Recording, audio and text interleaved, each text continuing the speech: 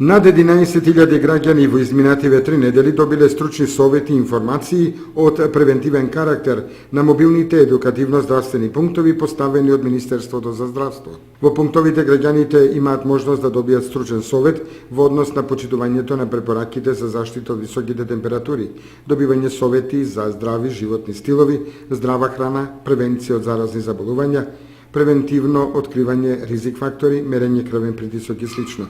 Интересот од граѓаните е голем и во останатите градови, при што во Струмица здравствен совет добиле околу 1000 лица, во Велес 2650, во Штип 650, во Кочани 950 и во Неготино 600 лица.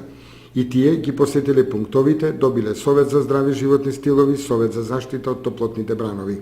На поголем број од посетителите на пунктовите им бил измерен крвен притисок.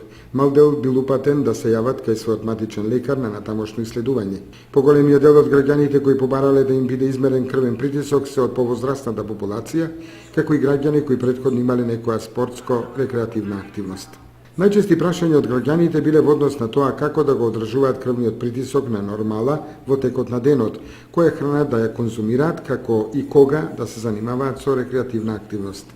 Исто така на граѓаните им биле давани совети и делени флаери како да се справат со топлотниот бран.